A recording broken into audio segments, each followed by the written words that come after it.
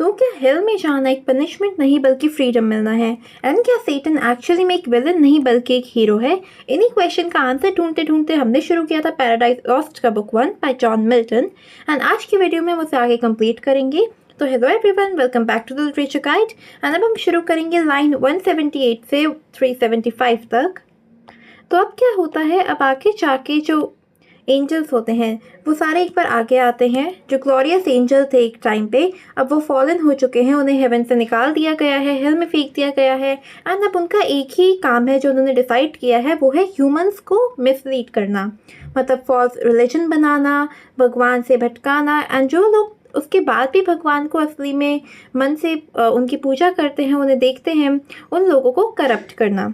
तो सेटन बेलज़ेबुब को कहता है कि अब उन्हें इस लेक ऑफ फायर जहाँ पे वो भी पड़े हुए थे वहाँ पे और देर नहीं रहना चाहिए। एंड वो एक नियर बाय एक एरिया होता है, उसकी तरफ पॉइंट करता है, उसे सजेस्ट करता है कि अब हम दोनों यहाँ जाके रेस्ट करते हैं अगर पॉसिबल हो तो। ठीक है, वो वहाँ जाके रेस्ट करेंगे, अपनी स्ट्रेंथ को रिकवर करेंगे।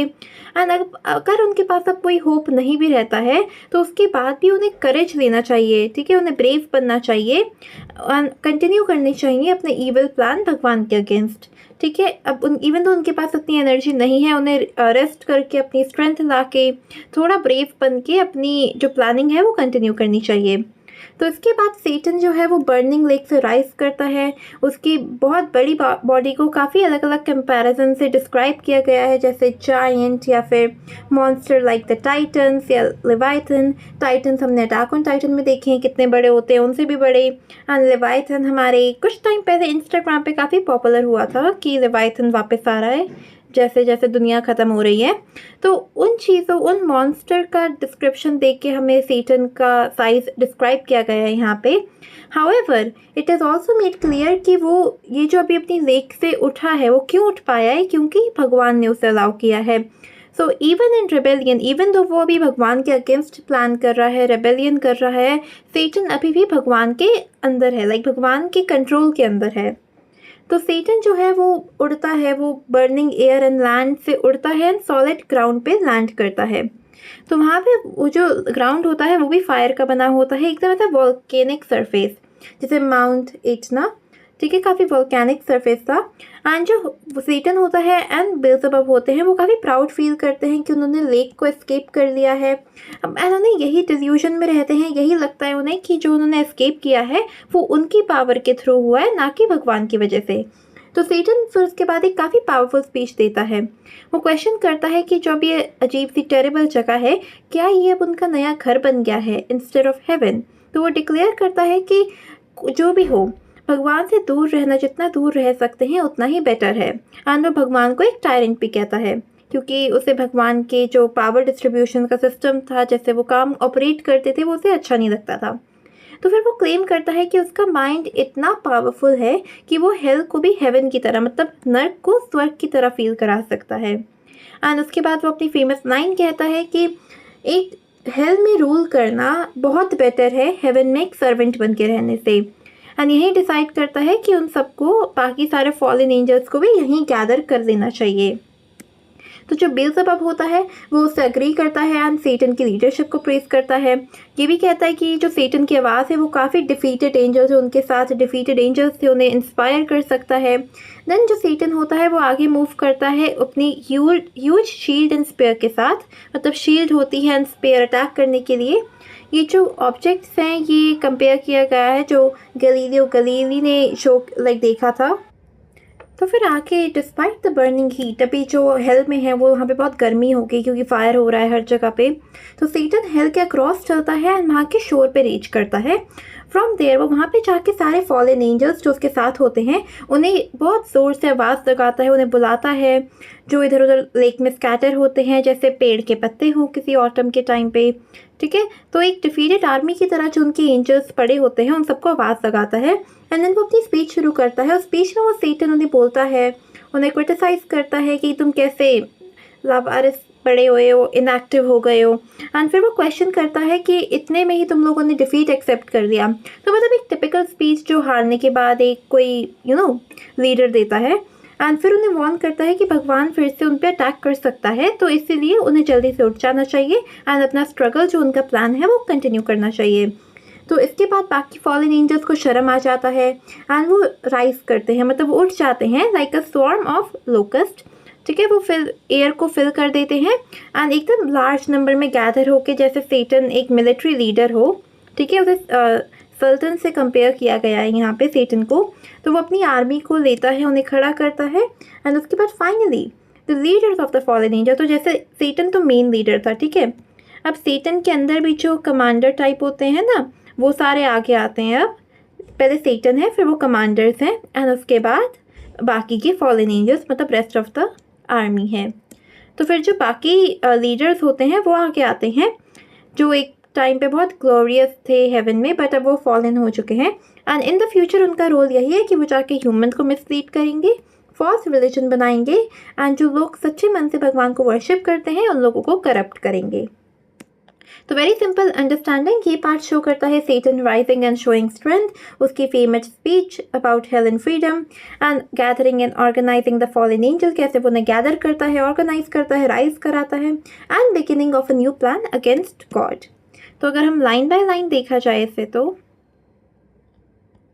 178 से 375 लेट डिस्पेयर, मतलब सेटन कहता है कि उन्हें ये अपॉर्चुनिटी वेस्ट नहीं करनी चाहिए एंड वो एक डार्क प्लेन जो एक फायर के उसके वजह से लिट है उस पर पॉइंट करता है एंड वही सजेस्ट करता है कि उन्हें बर्निंग लेक से मूव हो जाना चाहिए एंड वो होप करता है वो कहीं और जाके आराम से रेस्ट कर सके और अपनी स्ट्रेंथ को रीगेन कर सके।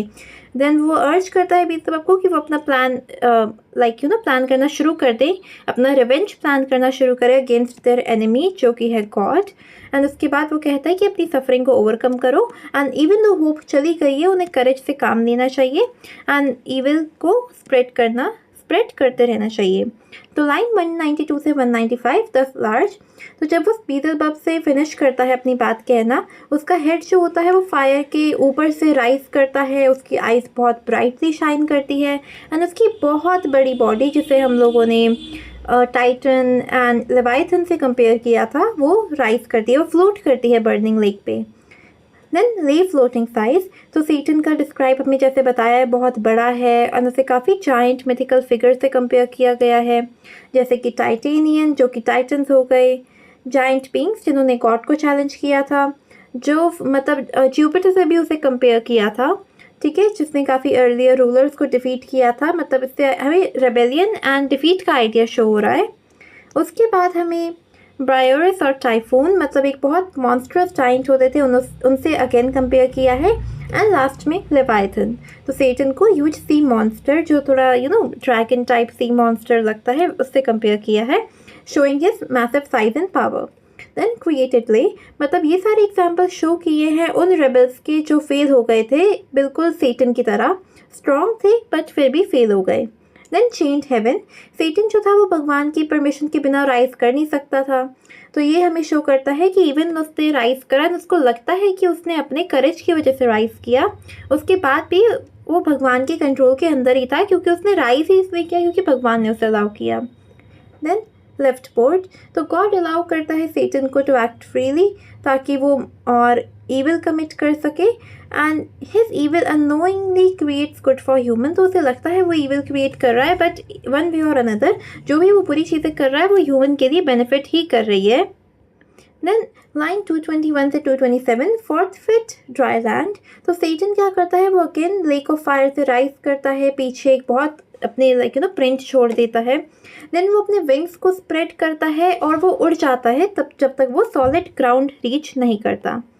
देन 228 से 231 में ही फायर, तो सेटन अब बर्निंग लैंड पे खड़ा होता है एंड जो ग्राउंड होता है वो भी आग का बना होता है। देन पेरोलस एटिना, उस हेल को जो वो जगह थी उसे एक volcanic places like Mount Etna से कंपेयर किया गया है, showing heat and destruction. And field unblessed feet, तो सेटन के फीट जैसे ही ग्राउंड पे टच करते हैं तो वो बर्न करने लगते हैं, जलने लगते हैं एंड ये सीन एक वॉल्केनिक इरप्शन की तरह है। स्टेगिन फ्लड, देन जो लेक है, लेक ऑफ फायर है, it's like the river strikes जो रिप्रेजेंट हेल को करता है। 240 से 241 as God's power, Satan and Beelzebub जो होते हैं वो काफ़ी प्राउड फील करते हैं, उन्हें लगता है उन्होंने एस्केप कर लिया अपनी ओन स्ट्रेंथ के थ्रू इज दिस हेवन। तो सेटन क्वेश्चन करता है कि ये जब हेल जगह है, क्या अभी उनका न्यू हेवन बन चुका है। देन वो गॉड को एक टायरेंट कहता है एंड वो फेयरवेल हेवन को फेयरवेल करता है, गुड बाय बोलता है एंड हेल को वेलकम करता है। तो ही बिलीव्स कि उसके माइंड से रियलिटी बदल सकती है। 256 से 258 व्हाट ग्रेटर। तो सेटन कहता है जगह मैटर नहीं करती, मैटर करता है कि वो भगवान जितना ही ग्रेट है except in power. Then lines 259 से 270 वी हेल। सेटन कहता है कि अब वो फ्री है हेल में, भगवान उन्हें बाहर फोर्स नहीं कर सकते। देन वो कहता है कि it is better to rule in hell than serve in heaven. उसके बाद वो प्लान करता है कि सारे फॉलन एंजल्स को गैदर करने का। 271 से 282 सो हाइट। तो जो बिल्जेबब होता है वो सेटन को प्रेस करता है। वो कहता है सेटन की वॉइस इतनी तगड़ी है, इतनी इंस्पायरिंग है कि वो बाकी सारे फॉलन एंजल्स को भी करेज रीगेन करने में इंस्पायर कर सकती है। देन 283 से 286 सेटन आगे बढ़ता है, वो अपनी ह्यूज शील्ड और ह्यूज स्पेयर के साथ आगे बढ़ता है एंड जो उसकी शील्ड है उसे कंपेयर किया गया है टू समथिंग जो गलीलियो गलीली ने देखा था, जिससे हमें उसका ह्यूज साइज पता चल रहा है। देन लाइन्स 290 फेसोल और वर्टार्नो। तो मतलब ये इटली में 2 जगह है जो गलीलियो से ही कनेक्टेड है। Then rivers brooks. तो सेटन का जो स्पेयर है वो भी काफ़ी बड़ा है एंड वो उससे यूज़ करता है ताकि वो बर्निंग ग्राउंड जो जलता हुआ ग्राउंड है उस पर चल सके एंड वो इवन तो वो अभी भी सफ़र कर रहा है, उसे पेन हो रहा है चलने में, बट वो स्टिल कंटिन्यू करता है एंड वो तब तक चलता है जब तक वो लैंड नहीं पहुंच जाता एंड सारे फॉलन एंजल्स को बुला नहीं लेता जो एक पेड़ के पत्तों की तरह इधर उधर पड़े हुए हैं। जैसे होता है ना, ऑटम का सीज़न आता है, पेड़ पत्ते निकाल देता है, सारे पत्ते इधर उधर फैले होते हैं, उनकी तरह। देन लाइन 303 से 304 वेलम्ब्रोसा, मतलब एक ह्यूज वैली जहाँ पे बहुत सारे टूटे हुए पत्ते पड़े होते हैं, shows large number. Then Orion Busiris and Goshen. तो ये एक स्टॉर्म्स एंड डिस्ट्रक्शन का रेफरेंस है, इससे हमें डिफीट एंड सफरिंग देखने को मिलता है। देन 310 से 314 फ्रॉम रिसाउंडेड। तो सेटन बहुत ही तेज़ आवाज़ लगाता है बाहर एंड देन जो उसकी आवाज़ होती है वो पूरे हेल में गूंजती है, एको करती है एंड बाकी सारे एंजल्स उसको सुनते हैं। Princess fallen. तो फिर सेटन सब सारे एंजल को डांट लगाता है कि तुम ऐसे ही क्यों पड़े हुए हो। फिर वो उन्हें वॉर्न करता है कि भगवान अभी भी अटैक कर सकता है, तो तुम जल्दी उठो एंड रिवेंज की प्रिपरेशन शुरू करो। जो एंजल्स होते हैं उसकी ये बात सुन के उन्हें शर्म आ जाती है, तो वो केयरलेस गार्ड की तरह उठ जाते हैं धीरे धीरे एंड सेटन की बात मानने लगते हैं। 339 से 345 एमरम्स हेल। तो जो एंजल्स होते हैं वो एक लोकस्ट की तरह राइज करते हैं एंड जैसे जैसे वो उठते हैं तो हेल और डार्क होता जाता है, उनके नंबर उनके क्राउड की वजह से। Then twixt plain. तो सेटन डायरेक्ट करता है उन्हें अपने स्पीयर की तरह एंड वो एकदम प्रॉपरली लैंड करते हैं एंड इसी वजह से सेटन को सुल्तान के उससे कंपेयर किया गया है कि वो उसी की तरह एक लीडर था। देन 351 से 352 जो एंजल्स है वो बहुत काउंटलेस है, वो सारी जगह ले लेते हैं। रेनेसेंस। तो वो एकदम बारबेरियन मतलब एक पूरी प्रॉपर आर्मी की तरह लगते हैं वो लोग। And line 356 to 375 fourth fifth world. तो जो सारे लीडर होते हैं इन आर्मी के जो लीडर्स होते हैं वो सारे आगे आते हैं। एक टाइम पे वो फॉलन एंजल्स थे बट अब उनका काम यही रह गया है कि वो थे, अब वो जाके ह्यूमंस को मिसलीड करेंगे। तो अब यहाँ पे आ जाता है check your progress. How does Milton describe the fallen angels in hell? Who does Milton compare Satan to in his fallen state? And then उसके 2 part. The mind is its own place and in itself can make a heaven of hell a hell of heaven. Better to reign in hell than serve in heaven. तो ये सारा I hope आप लोगों को easily answer कर पाओगे, but in case कोई doubt हो तो यहाँ पे मैंने आंसर पेस्ट कर दिए हैं कि मिल्टन फॉलन एंजल्स को डिस्क्राइब करता है एज ह्यूज पावरफुल बीइंग्स जो अब डिफीटेड पड़े हैं। एक पेड़ के पत्तों की तरह वो इधर उधर स्कैटर हो गए हैं in the lake of fire. शुरू में वो कंफ्यूज होते हैं, वीक होते हैं, अनअशेम्ड होते हैं अपनी फॉल का, बट जब सेटन उन्हें बोलता है, उन्हें स्पीच देता है, तो वो एक स्टॉर्म ऑफ लोकस्ट की तरह उठते हैं, अपना लार्ज नंबर और एनर्जी दिखाते हैं।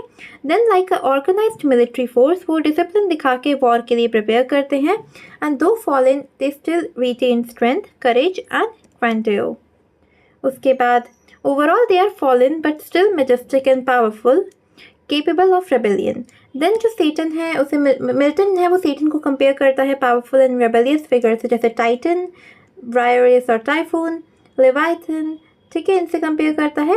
एंड ये कंपैरिजन हाईलाइट क्या करते हैं, सेटन का बहुत जो बड़ा साइज था, उसकी स्ट्रेंथ, उसकी पावर एंड उसका रेबेलियस नेचर एंड डिफीट जो उसे मिला भगवान से लड़ने के बाद।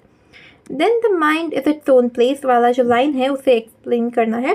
तो सेटन कहता है कि उसका माइंड काफ़ी पावरफुल है, उसका नहीं किसी का भी माइंड बहुत पावरफुल है and it can change how we feel about a situation. अगर हम अपने दिमाग पे फोकस करें तो हम चेंज कर सकते हैं हम एक सिचुएशन के बारे में कैसा फील कर रहे हैं। तो अगर एक पर्सन अगर वो अपने माइंड पे इतना फोकस करे तो हेल में रह के भी हैप्पी फील कर सकता है या फिर हेवन में रह के मिजरेबल मतलब बहुत दुखी फील कर सकता है। तो इससे हमें सेटन की मेंटल स्ट्रेंथ देखने को मिल रही है एंड उसकी कंडीशन हेल में वो जस्टिफाई करने की कोशिश कर रहा है। देन सेकेंड लाइन आती है, better to reign in hell than suffer than obey in haven. तो इससे वो यही कह रहा है कि इट इज़ बेटर कि मैं हेल को रूल कर लूँ एक हेवन में सर्वेंट बनने से अच्छा। एंड वो पावर एंड कंट्रोल को प्रेफर करता है ओवर ओबीडियंस। तो इससे हमें उसका प्राइड एंड एम्बिशन देखने को मिल रहा है and is refusal to submit to God. तो आई होप इतना पोर्शन क्लियर हो गया होगा। ये हमने इसमें देखा कि सेटन की पावरफुल स्पीच कैसी थी एंड सेटन का साइकोलॉजी कैसा है। इसके बाद हमारे 2 रिमेनिंग टॉपिक रहते हैं जो हम अपकमिंग वीडियोस में कवर करेंगे। तो if this video helped you in any way, if it cleared your doubts या फिर कुछ समझ आया हो, then make sure to like this video and subscribe to my channel for the more upcoming detailed parts of this book. Thank you so much for watching and bye bye.